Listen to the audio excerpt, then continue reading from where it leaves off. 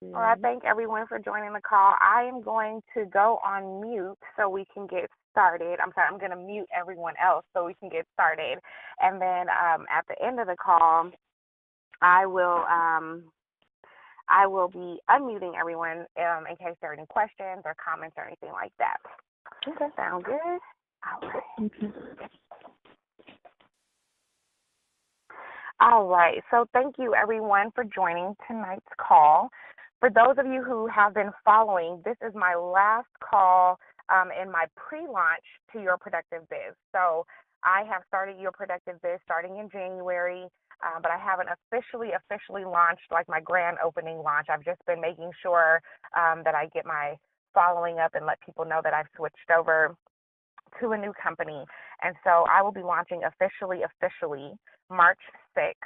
And so then going forward, everything will be fully open for business. I am a business productivity coach, and I work with entrepreneurs like you that want to stop procrastinating, gain control over the use of your time, accomplish projects and goals that matter most to you. So if you're ready to commit to a more productive and balanced life, you can definitely talk with me. I will be having 3 open one-on-one slots available, and I'm also going to be opening up my pilot program, in which case I will have 10 slots for the pilot program, which is a group coaching program, and that will all be taking place in March. And so I'll have a few more details about that towards the end. For those of you that don't know, I am Jice. And the purpose of these calls are to really tackle some issues that entrepreneurs experience. All of these topics that I am bringing up have come directly from entrepreneurs. If there is a topic that you would like me to talk about, definitely inbox me on Facebook or LinkedIn. You can get in contact with me through the website, and I can add that into the flow to make sure that we're touching on topics that matter to you. These are more advanced calls. I try to get a little bit deeper than just than glossing over a topic. And so if you're able to take notes, that would be great. If you are driving, please don't take any notes. There will be a replay. And so I'm going to jump right in. So tonight's call is called Shift Your Mindset and Elevate Your Business. Reportedly, 92% of people never accomplish their goals.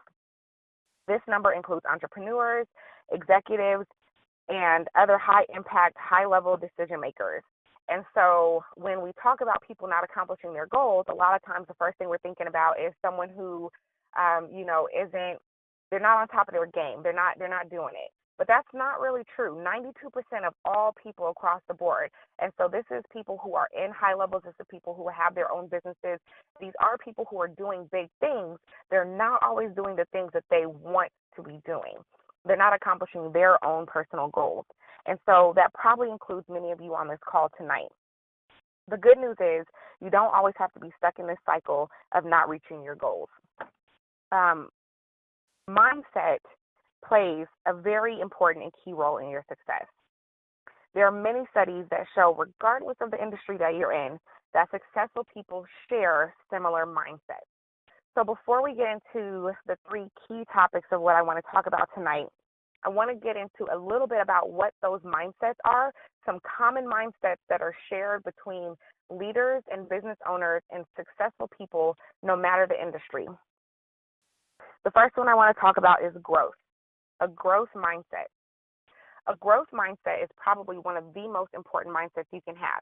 What it actually means is that you recognize your own ability.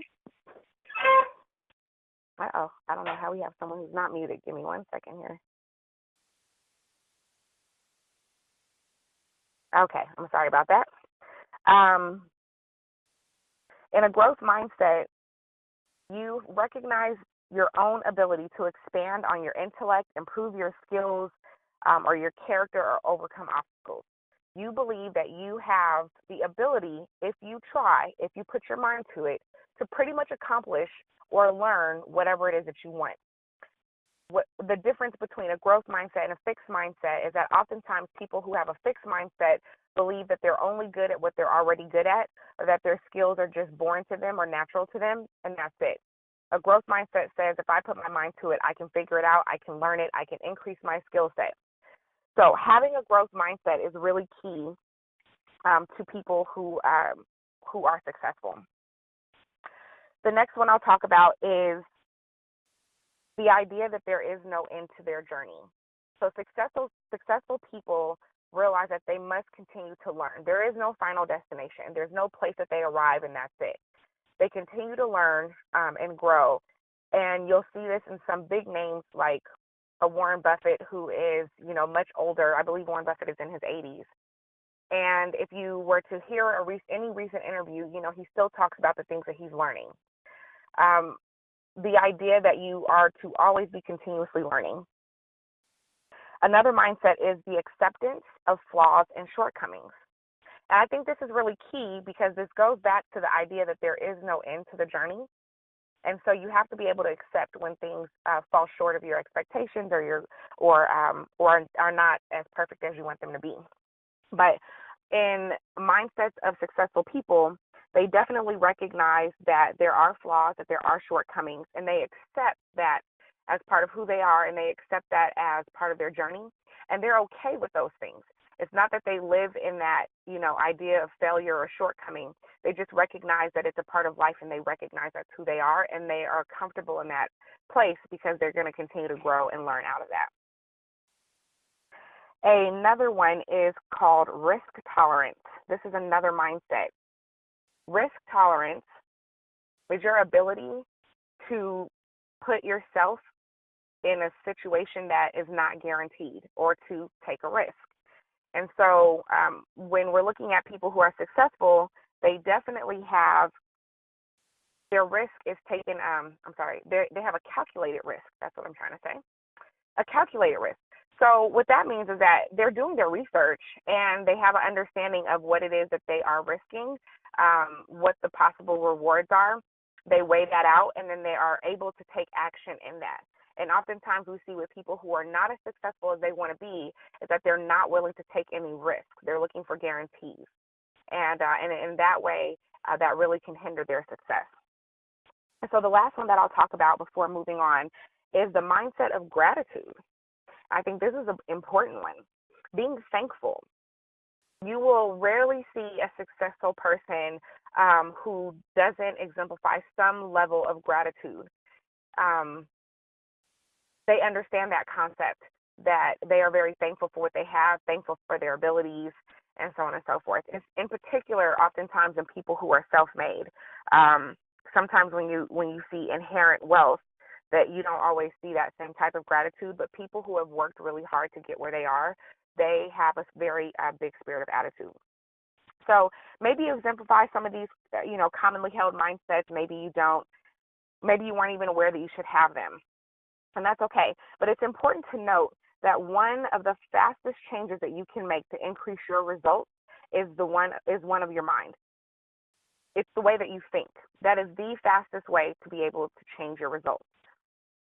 Because the way that you think is going to govern the way that you behave and the actions that you do on a daily basis.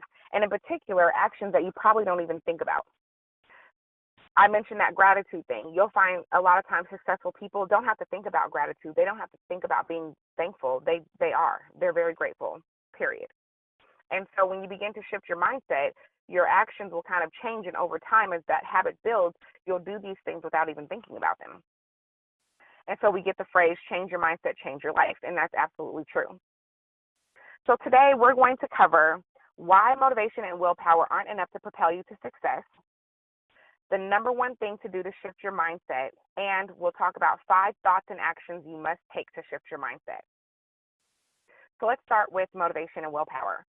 Motivation is designed as the process that initiates, guides, and maintains goal-oriented behaviors. So basically, motivation is what causes us to act. And I want to be very specific here. Motivation is what drives us to act. It's not the act itself. So it's important, but it's not the key factor in actually changing your mindset. It basically plays this role in giving you the idea that maybe you should act upon something, maybe you should change something. And there you have motivation. And willpower might be used in helping you sustain that action, because all change is difficult. Our bodies naturally go back to what's comfortable to us. And so when you've made a decision that you want to change something, And when you change it, motivation plays that key part in you wanting to change, and willpower plays that key part in you actually sustaining the change. Neither one of those is the change itself. So I also want to make a note that motivation has to be renewed, and this is not it's not a habit. So if you think about it, you'll say something like, "Oh, I'm lacking the motivation," right? And then you're like, "Oh, I need motivation. I need someone to help motivate me."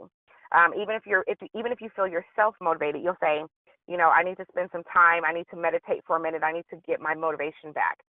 And so motivation is constantly being depleted and therefore must constantly be refilled. And so it's an aid to you making a change in your life, but it is not the change itself.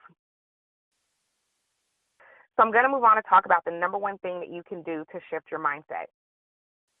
If you're on this call, you have the motivation to change your mindset. You have things you want to change about your life. You want to become a better version of you. So what is the one thing that you must do to make this shift? You must actually do. You have to act. You have to take action. You have to experience something new. And that probably sounds really simple, but it actually goes directly to the core of actions versus knowledge or a thought process, right? We don't think something new. We do something new. When we're experiencing something we've never experienced before, it instantly shifts our perspective, instantly shifts our perspective. I have a friend that I met a few years ago, and I was telling her about my experience going snowboarding. And she thought this was just the craziest thing. She comes from the South. She was like, there's no possible way I would ever enjoy being in the cold. I hate the cold. I don't even like Colorado. Just a few weeks ago, I see her post a picture on Facebook with her and her whole family at the slopes, and she's having a blast, and she is snowboarding and skiing. So what changed? What changed is someone convinced her to just give it a try. And once she tried, it instantly changed her expectations of what snowboarding was like. It changed her belief and her attitude, so much so that her family now has season passes just a few years later. And the idea behind that is no one could have changed those expectations. It didn't matter how much fun I said it was. It didn't matter what I told her, that's not true, or it's really like this. It doesn't matter if she thought that maybe it would be fun. The only thing that could allow her to absolutely know for a fact that this is what she enjoyed doing, that's something that she wanted to invest her time and her money in, something she wanted to invest getting lessons in, something that she wanted to do with her family on a consistent basis, was to actually go and do that thing.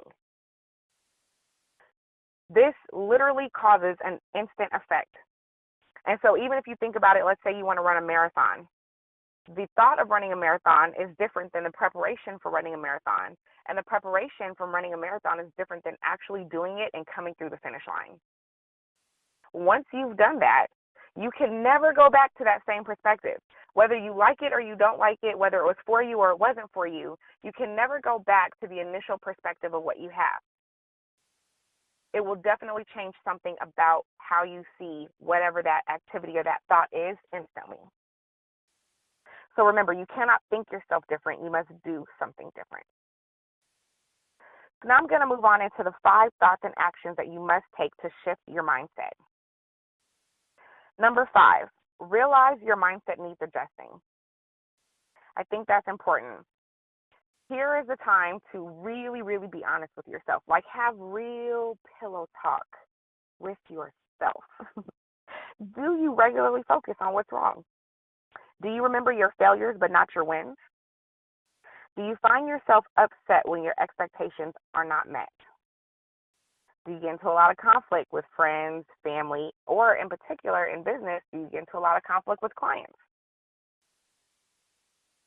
I have a few tougher questions because I know what people think about this one. Do you see yourself as a victim?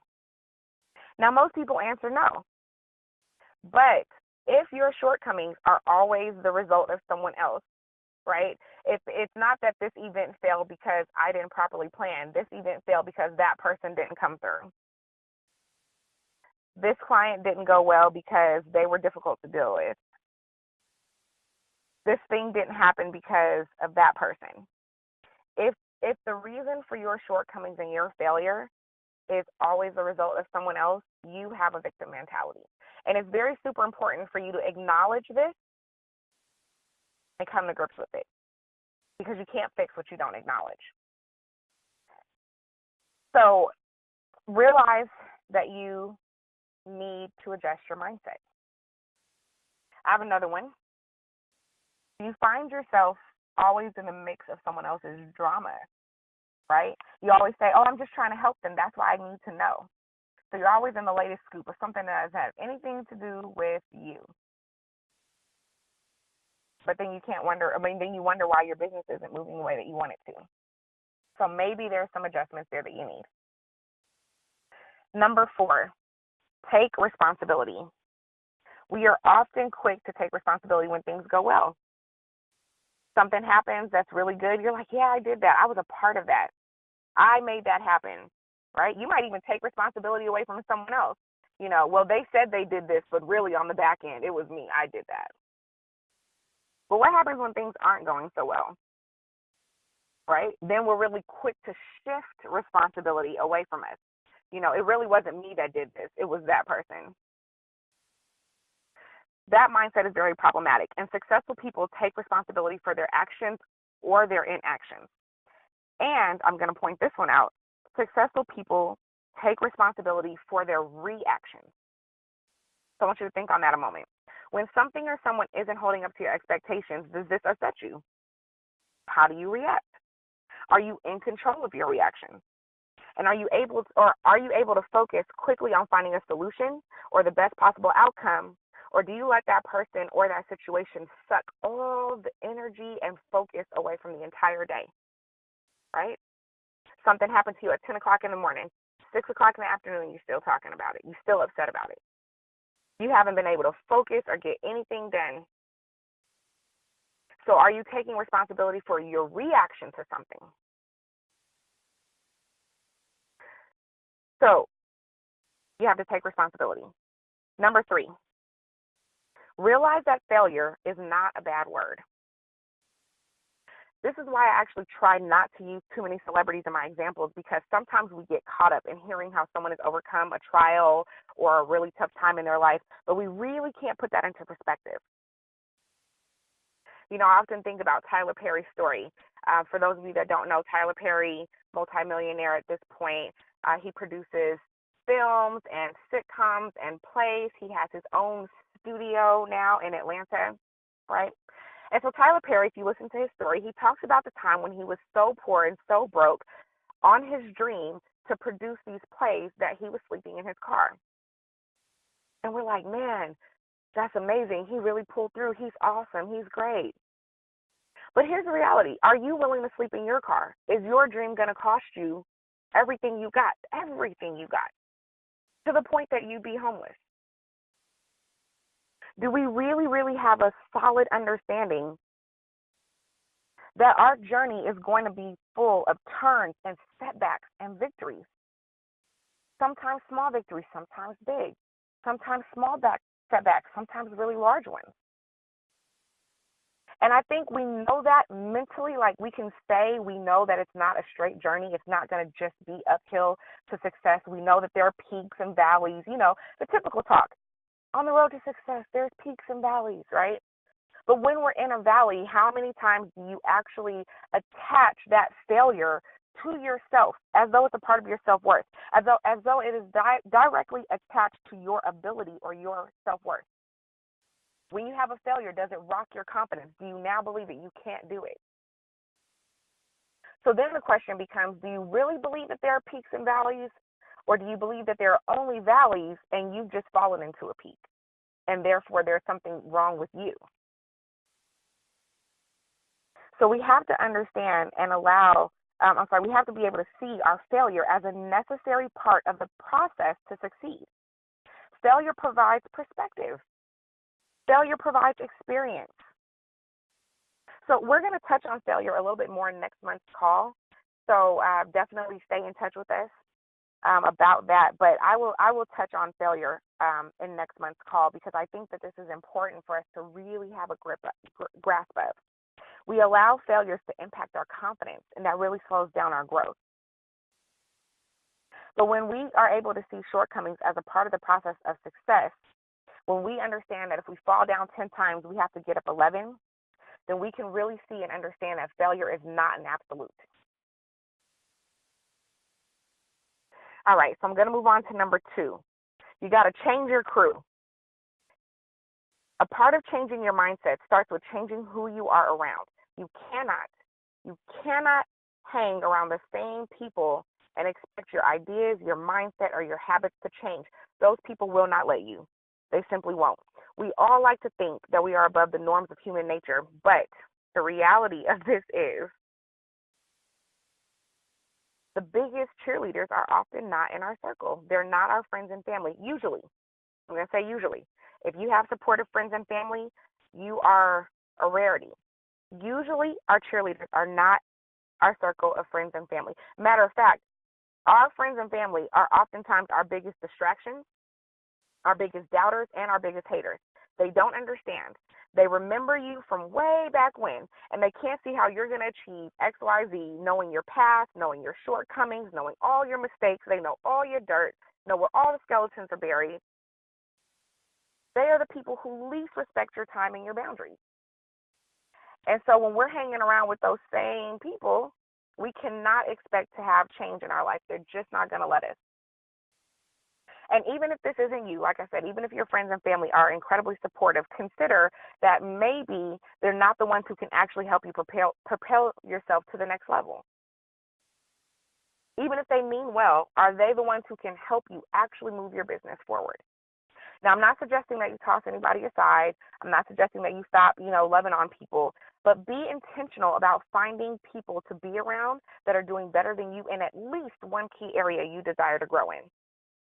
I like being the brokest person in the room. I like being the person who's trying to grow because then I can learn from everyone who I'm around. I like being around people who coach better than me. I like being around people who are richer than me. I like being around people whose businesses are more successful, whose parenting skills might be better than mine. That gives me an opportunity to learn something from them. If you're always the smartest person in the room, you need to change rooms.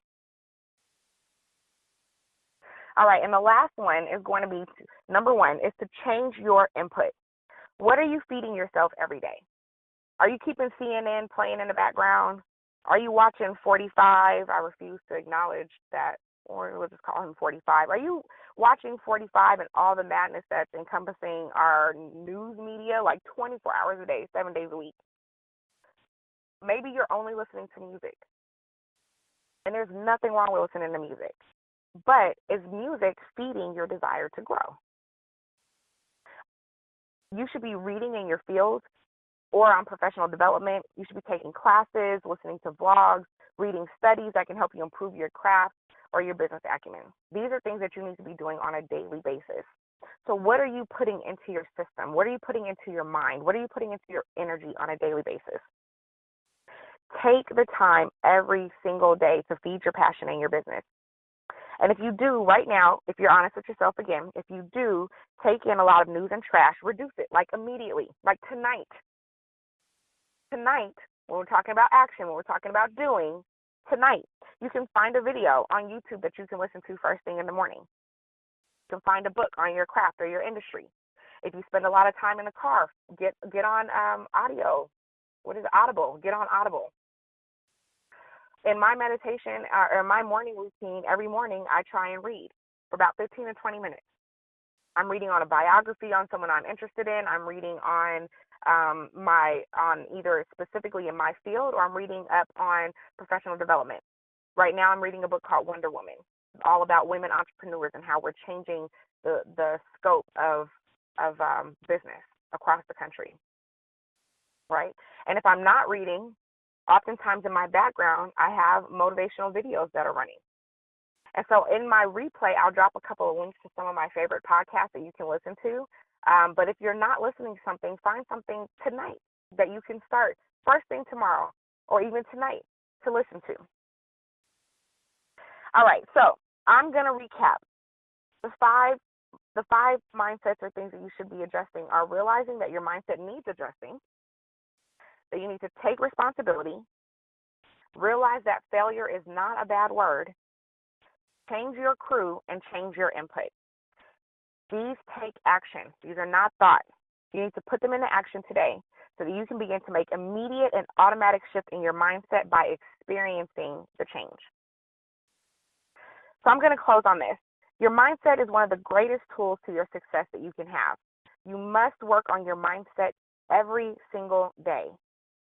Change the perspective in which you see yourself, your surroundings, your opportunities, and your business cannot help but grow. Thank you. Thank you.